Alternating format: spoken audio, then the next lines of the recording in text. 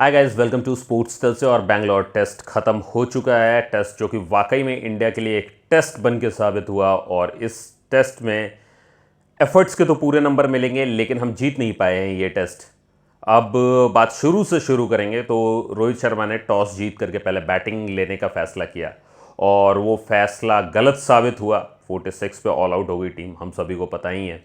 हालांकि इसमें रोहित शर्मा ने प्रेस कॉन्फ्रेंस करके बोला भी था कि पिच को रीड करने में थोड़ा मिसजज हो गया, लेकिन मिस जजमेंट हुआ। लेकिन मैं सच बताऊं तो मैं इसे पूरी तरीके से रोहित की गलती नहीं मानता हूं।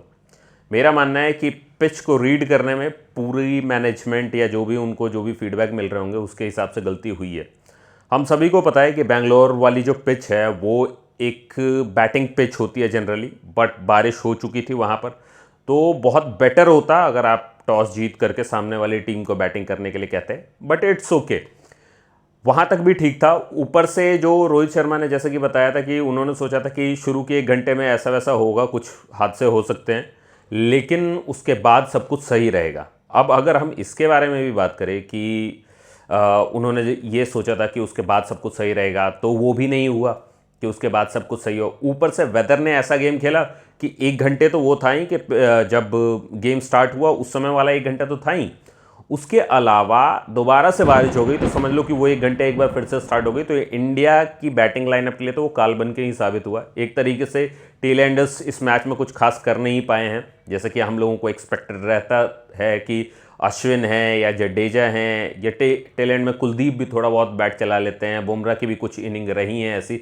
जिसमें वो थोड़ा बैट चला लेते हैं, तो हमें इतना तो एक्सपेक्टेड रहता है कि कुछ रन तो ऐड होंगे। तो न टेलेंट से कोई सपोर्ट आया उस तरीके का, और टॉप ऑर्डर तो ख़त्म हो ही गया था। ऊपर से न्यूजीलैंड की फील्डिंग बहुत अच्छी थी, तो आप कह सकते हो कि ऑल ओवर जो था ये पूरी तरीके से न्यूजीलैंड के फेवर में चला गया, जस्ट रेन की वजह से। मैं कहूँगा कि इसमें ज़्यादा कल्प्रेट वेदर था बजाय इसके कि प्लेयर्स। लेकिन जब सेकेंड इनिंग स्टार्ट हुई, यानी कि न्यूजीलैंड की जब फर्स्ट इनिंग स्टार्ट हुई, तब तक वेदर का जो भी मार थी वो इंडिया झेल चुकी थी। पिच प्रिपेयर हो गई थी बैटिंग के लिए और उन्होंने उस हिसाब से बैटिंग की भी। तो जब न्यूजीलैंड खेलने के लिए आई तो रचिन रविंद्र ने तो 134 बनाए ही, 91 कॉनवे ने भी बनाया, और उसी के साथ साथ उनके टैलेंट से उन्हें सपोर्ट मिला और साउदी भी वहां पर 65 रन बना के गए। तो आप कह सकते हो कि हर चीज़ न्यूजीलैंड के फेवर में जा रही थी। उनका टैलेंट भी उन्हें सपोर्ट कर पा रहा था, पिच उनके लिए इंडियन टीम ने ही प्रिपेयर करके दे दी। और तो और बारिश ने जो आगे के मैच में भी, मतलब नेक्स्ट डे या उसके नेक्स्ट डे परेशान भी किया, तो वो इंडियन टीम को किया। पूरी तरीके से वेदर जो था वो न्यूजीलैंड के फेवर में था। समझ में नहीं आ रहा था कि इंडिया में हो रहा है ये मैच या न्यूजीलैंड में हो रहा है, कि पूरी तरीके से वेदर का भी सपोर्ट वहां पर ही जा रहा है उस तरीके से, और उन्हीं के बैट्समैन उस तरीके से खेल भी पा रहे हैं। अगर आप इंडिया की फर्स्ट इनिंग देखो तो उनके पेसर्स ने ही हमें आउट कर दिया था, स्पिनर्स की उन्हें ज़रूरत ही नहीं पड़ी थी। अब इंडिया की आती है सेकेंड इनिंग, जहां पर पिच तैयार थी और वहां पर इंडिया को फ़ायदा उठाना था। हालांकि बीच में भी बारिश हो गई और मुझे तो डर था कि उसकी वजह से प्रॉब्लम ना हो जाए, लेकिन अच्छा हुआ कि कुछ उसकी वजह से प्रॉब्लम नहीं हुई। लेकिन इंडिया जब सेकेंड इनिंग में आई बैटिंग करने, तो जायसवाल और रोहित दोनों ही बहुत सही दिख रहे थे। लेकिन जायसवाल ने तो विकेट थ्रो किया है, बगैर जज किए बॉल पे आगे बढ़ गया और स्टंप हो गया। वो एकदम थ्रो था वो विकेट, उसमें कोई डाउट नहीं है मुझे कि वो उसमें कुछ सही भी हो सकता था। कई लोग ये कहेंगे कि भाई मिस जजमेंट हो जाती है कई बार, मैं एग्री करता हूँ कि भाई मिस जजमेंट हो जाती है कई बार। बट आपको जब पता है ना कि सिचुएशन ऐसी है और पहली इनिंग में आप क्या करके गए हो वो आपको पता है, तो उसके बाद मिस जजमेंट के लिए ना आप रूम नहीं छोड़ते हो। आपको पता है या तो डिफेंस कर लेना है या मार देना है, ये नहीं करना है कि मिस जज करके आप इस तरीके का गेम खेलोगे। तो एक चीज़ ना, माइंड आपका प्रिपेयर्ड होना ज़रूरी है। तो बहुत अच्छे फॉर्म में दिख रहे थे जायसवाल भी, रोहित शर्मा भी। और रोहित शर्मा वाला विकेट भी मैं थ्रो ही कहूँगा, क्योंकि एग्जैक्टली जैसे उनके बैट से लग करके स्टंप्स में चली गई बॉल, सऊदी की भी जा रही थी लेकिन उसने पांव से मार के हटा दिया था बॉल को उस समय, और वही चीज़ रोहित शर्मा नहीं कर पाया। आप जब बॉल को रोकते हो आप बॉल पे नज़र जमा के रखते हो, बट आप ओवर कॉन्फिडेंस कह लो, क्योंकि बहुत अच्छे फॉर्म में थे रोहित शर्मा भी और जायसवाल भी। ओवर कॉन्फिडेंस ही आप कह सकते हो कि उन्होंने रोका और उन्हें एक्सपेक्टेड नहीं था कि ये बॉल अंदर स्टंप्स तक चली जाएगी, और वो चली गई।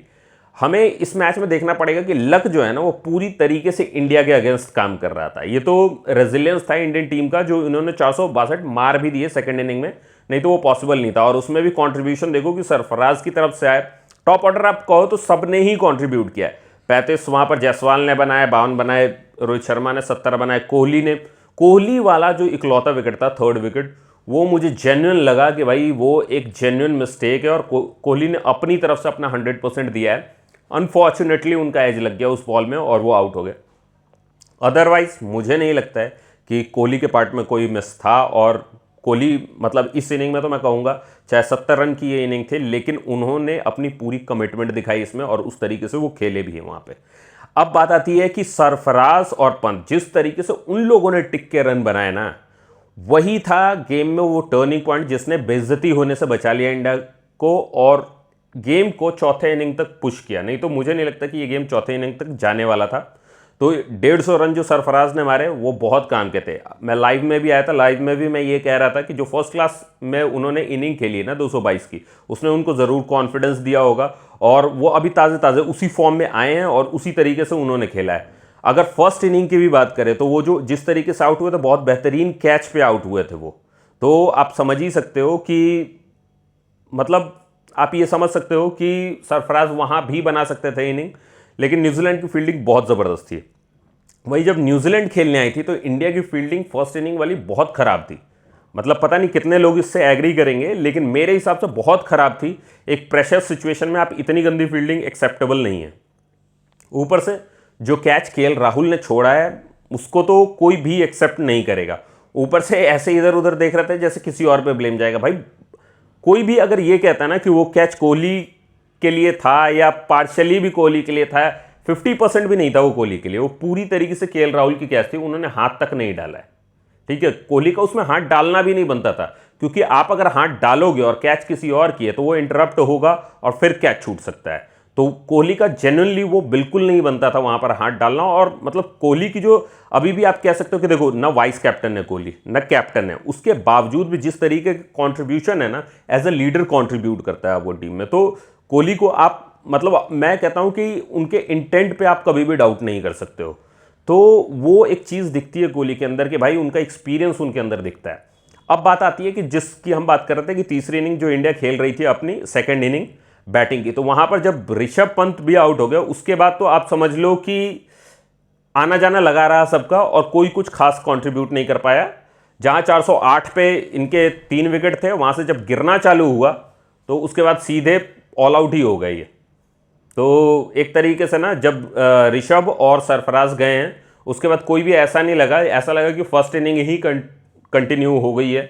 और जिस तरीके से फर्स्ट इनिंग में ये लोग मतलब समझ में नहीं आ रहा कि बैटिंग लाइनअप को हो क्या गया है। एक तरफ हम ये पहले से बहुत पहले से ये चलता आ रहा है कि इंडिया के पास बैटिंग लाइनअप बहुत स्ट्रांग होती है। उस चीज़ का ना एक तरीके से इस मैच में मजाक ही बन गया है, क्योंकि जिन लोगों ने कंट्रीब्यूट करना था, टॉप ऑर्डर पूरा कंट्रीब्यूट कर रहा है, लेकिन जो इतने टाइम में हमने बेस बनाया था कि हमारे टेल एंडर्स भी कंट्रीब्यूट कर पा रहे थे, वो चीज़ नहीं हो पाई इस मैच में और उसी की वजह से मेन ये प्रॉब्लम हुई है। तो फिर उसके बाद 462 जब इन्होंने पूरा अपना इनिंग जैसे तैसे खींच खाच के 462 तक पहुंचाई, उसके बाद बैड लाइट भी हो गया। उस दिन पूरा ओवर भी नहीं हो पाया था वो और वहाँ से मैच बंद हो गया। हालांकि रोहित ने अपील की भी इसके खिलाफ, लेकिन देखा जाए तो वो एक ज़बरदस्ती की अपील थी। बैड लाइट सभी को पता है था भी, और 2-4-5 मिनट में फिर बारिश भी स्टार्ट हो गई। सभी को ये तो पता चली गया कि वो यार अपनी तरफ से तो रोहित कोशिश कर ही रहा था। एज ए लीडर अगर आप देखो, एज कैप्टन अगर आप देखो, तो उसका तो बनता था वो करना, वो उसने किया, उसका कोई फ़ायदा नहीं हुआ, बारिश भी हो गई। लेकिन वेदर पूरी तरीके से इंडिया के खिलाफ था इस बैंगलोर टेस्ट में, तो वो पूरी तरीके से हमारे अगेंस्ट किया है। अब बात करते हैं कि जो चेज़ था रह गया था, वो सिर्फ 107 का टारगेट था। तो उसे बनाने के लिए हम सभी को पता था या तो बगैर विकेट के भी बन जाएगा, लेकिन फिर भी बुमराह ने उसमें 2 विकेट निकाल लिए। रचिन रविंद्र ने लास्ट में आकर के बहुत बहुत कॉन्फिडेंट होकर के खेल रहा था रचिन। तो आप कह सकते हो कि रचिन को ना पूरी तरीके से यहाँ के पिचेस की आदत हो गई है और बहुत कंफर्टेबल था। तो बहुत कॉन्फिडेंस के साथ न्यूजीलैंड के बैट्समैन ने बैटिंग की है। तो आप कह सकते हो कि न्यूजीलैंड ज़्यादा कॉन्फिडेंट दिखी बैटिंग के मामले में मुझे। तो इंडिया की जो बैटिंग थी उसमें या तो आप कह लो कि ओवर कॉन्फिडेंस ज़्यादा था, जिसकी वजह से कई लोग आउट हो गए। ऊपर से फील्डिंग उस लेवल की नहीं थी। हालांकि सेकंड जो इनिंग थी जहां पर न्यूजीलैंड सेकंड इनिंग खेल रही थी, 107 के टारगेट के लिए जितना इन लोगों ने जान लगा दिया ना, उतना अगर वो फर्स्ट इनिंग में लगाते जहां न्यूजीलैंड ने 402 बनाए थे, अगर वहां लगा देते ना उतनी जान, तो ये 402 तक स्कोर नहीं जाता और शायद हम ये मैच जीत भी जाते। बहुत पॉसिबल था ये। कुछ तो हम कर रहे थे लैक जिस पे कि बात नहीं हो रही है अभी, और मुझे समझ में नहीं आ रहा है कि क्यों बात नहीं हो रही है। प्रेस कॉन्फ्रेंस करके रोहित शर्मा ने एक्सेप्ट भी किया कि उन्होंने पिच को मिसरीड किया, और मैं सच बताऊं तो ये रोहित शर्मा की गलती नहीं है कि वो पिच को मिसरीड कर गए, क्योंकि पूरा मैनेजमेंट होता है। 4 दिन से आप सब लोग देख रहे हो, हम सब ने भी क्लिप्स में देखा था कि गंभीर खुद भी पिच चेक कर रहे थे, तो वो एक बंदे का डिसीजन नहीं हो सकता है मेरे ख्याल में कि उन्होंने बैटिंग चुनी थी। हालांकि मैं ऐसे केस में जब भी बारिश हो रही है किसी भी पिच पे, मैं हमेशा सजेस्ट करूंगा कि भाई पहले बॉलिंग लो, वो बेस्ट ऑप्शन है कि पहले बॉलिंग लो। आपको अंदाजा रहेगा अगर बाद में भी बारिश हुई तो देखो दोनों के लिए सेम कंडीशन हो जाएगी, लेकिन अगर बाद में बारिश नहीं हुई तो आपके पास पिच आपको अच्छी मिलेगी खेलने को, अब बैटिंग के लिए अच्छे पिच मिलेगी। खास करके अगर बैंगलोर जैसा वेन्यू मिले, चिन्नास्वामी जैसा, तो आपको बैटिंग पे ज़्यादा रिलाई करना है जहाँ पर, तो आपको यही करना चाहिए। अब बात करते हैं कि देखो प्रेस कॉन्फ्रेंस में कई चीज़ उन्होंने एक्सेप्ट की। उन्होंने साथ में ये भी कहा, उनसे पूछा गया ऋषभ के बारे में कि भाई ऋषभ को इंजरी हुई है, वो कैसे क्या, तो उन्होंने बताया कि भाई उसके लिए हम थोड़ा सा केयरफुल रहेंगे क्योंकि ऑलरेडी सेम लेग में ऑपरेशन हो चुका है ऋषभ पंत का, तो उस पर ज़्यादा रिस्क नहीं ले सकते हम। तो वो बात बिल्कुल सही है, मैं उससे बिल्कुल एग्री करता हूँ। लेकिन उसके साथ साथ उन्होंने कहा कि यार अब मैं ऐसा कैप्टन तो हूँ नहीं कि हर बात के लिए हर बंदे को जाकर के बोलूँ कि भाई तू ये कर, ये मत कर, या निकाल देंगे, ऐसा कुछ बोलूँ, तो वैसा कैप्टन मैं नहीं हूँ। तो भाई होना भी यही चाहिए कि कैप्टन को ऐसा नहीं होना चाहिए और साथ देना चाहिए प्लेयर्स का, तो इस चीज़ से मैं बिल्कुल एग्री करता हूँ। तो उसमें जैसे कि उन्होंने बताया कि भाई हाँ ये जो है कि अभी टीम जो है हमने बहुत अच्छा भी किया, हमने कमबैक भी किया, बहुत अच्छे अच्छे कमबैक किए हैं कि एक हम अगर हार गए हैं तो हमने बदले में काफ़ी सारे जीते भी हैं। तो मैं पॉजिटिव साइड की तरफ देखूंगा और नेगेटिव की तरफ नहीं देखूंगा, परेशान नहीं करूंगा। ऑब्वियसली ये एक पॉजिटिव बात है और मैं चाहूंगा कि टीम पॉजिटिव एटीट्यूड के साथ उतरे। लेकिन अगर हम श्रीलंका दौरे की बात करें, जब हम श्रीलंका दौरे पे गए थे तो पहला मैच हम हारे थे, उसके बाद भी यही बातें चल रही थी कि भाई हम इसकी तरफ नहीं देखेंगे, बैड की तरफ नहीं देखेंगे, गुड को फोकस करेंगे, और वहां पर भी वही हुआ कि फिर हारते ही चले गए, उसके बाद मतलब उससे वापस नहीं आए। आई होप कि ये जो पॉजिटिव बातें हैं ये सिर्फ मीडिया में हो रही हैं और अंदर जाकर के ये लोग फीडबैक दें, कैप्टन कोच टीम से बात करें कि भाई ये हो क्या रहा है, हम विकेट क्यों थ्रो करके जा रहे हैं। क्योंकि भाई मेरी नज़र में तो वो विकेट थ्रो ही था। सेकंड इनिंग में अगर आप देखो तो शुरू के 2 थ्रो विकेट ही थे।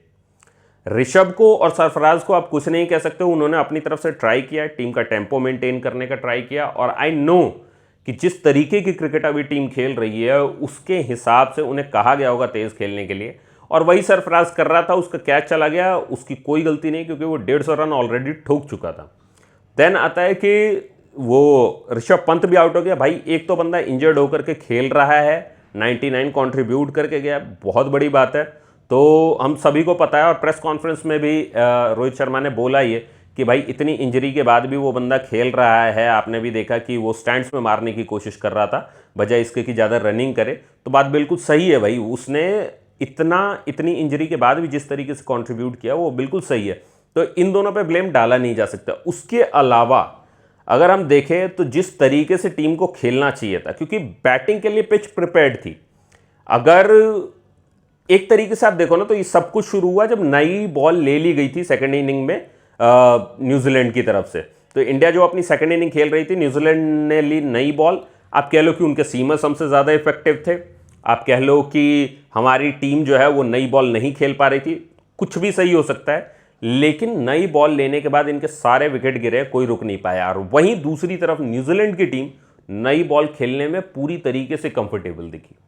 तो मुझे तो ये समझ में नहीं आ रहा है कि इसको किस तरीके से देखूं, कि मैं ये तो नहीं कह सकता कि इंडियन टीम को नई बॉल खेलने में कोई प्रॉब्लम हो सकती है, क्योंकि पूरा टॉप ऑर्डर जो सजा हुआ है ना, ये सारे बंदे ऐसे हैं जो कोई भी ओपनिंग कर सकता है अगर इनको मौका मिले तो नई बॉल खेलने वाली प्रॉब्लम तो है नहीं। लेकिन बॉटम हाफ जो है उसमें भी पहले दिखाया है इन लोगों ने कि वो कर सकते हैं। आप कह लो कि एक बैड डे भी होता है, ऊपर से वेदर का भी ऐसा असर था हम पे, और एक तरीके से ना सारी सिचुएशन अगेंस्ट जा रही थी। फर्स्ट इनिंग के 46 का जो प्रेशर है ना, वो बाद में वो हुआ, ट्रांसफर हुआ सेकेंड इनिंग पे, और वो प्रेशर झेल नहीं पाए हम। ये तो अच्छी बात है कि हमने फिर भी लीड ले ली थी ऋषभ पंत और सरफराज की इनिंग के भरोसे, कोहली के कंट्रीब्यूशन के भरोसे, और रोहित शर्मा और जायसवाल के भरोसे। अगर टॉप ऑर्डर को हम देखें, टॉप और मिडल ऑर्डर को देखें, तो उनके कंट्रीब्यूशन से हमें जो लीड मिली उसी का फ़ायदा हुआ है हमें। नहीं तो 50-52 रन जो हमने बनाए, ये 50-60 रन जो बने थे और उसके बीच में ये 6-7 विकेट गिरे हैं, तो उसका तो कोई मतलब नहीं था जिस तरीके से ये विकेट गिरे। तो भाई मेरी तरफ से तो मैं यही कहूँगा कि एक well deserved man of the match Rachin Ravindra को मिला ज़रूर, लेकिन इंडिया के पास सीखने के लिए इसमें बहुत कुछ है। जिस तरीके से रोहित शर्मा बात करते हैं ना पॉजिटिवली, कि मैं नेगेटिव्स पे बात नहीं करूँगा, सिर्फ पॉजिटिव्स को देखूंगा, या हम आगे पॉजिटिव एटीट्यूड के साथ जाना चाहते हैं, वो ठीक है, वो अच्छी बात है, होना भी वही चाहिए कि आप पॉजिटिव एटीट्यूड के साथ जाओ। लेकिन ये वो हाल नहीं हो जाना चाहिए जैसा श्रीलंका दौरे में हुआ था, कि श्रीलंका दौरा जो था, श्रीलंका दौरा में अगर आपने देखा हो तो मैं भी अपने रिव्यूज़ में ये बार बार कहता रहा हूँ कि भाई ठीक है, ये बात अच्छी है कि आगे तुम पॉजिटिव लेकर के जाना चाहते हो, मगर देखो इस गेम की तरफ आपने क्या किया है वो देखना बहुत ज़रूरी है। जैसे रोहित शर्मा कहते हैं ना कि भाई सारे प्लेयर पके हुए हैं और इनको कुछ समझाना ज़रूरी नहीं, इन सबको अपनी सिचुएशन पता है। आई एग्री, इनको पता है, बट अगर आप आईना नहीं दिखाओगे, इन्हें नहीं बताओगे कि भाई हमने क्या मिस किया है इसमें, आई डोंट नो टीम में ये बात होगी या नहीं, क्योंकि जिस तरीके से प्रेस कॉन्फ्रेंस हुआ है मुझे लगता नहीं है। प्रेस कॉन्फ्रेंस में तो यही बताया गया है कि हर किसी को इस चीज़ के लिए ना पिन पॉइंट नहीं किया जाएगा। मेरे ख्याल में उन्हें ये बताना ज़रूरी है कि हमने कहाँ पे मिस किया है।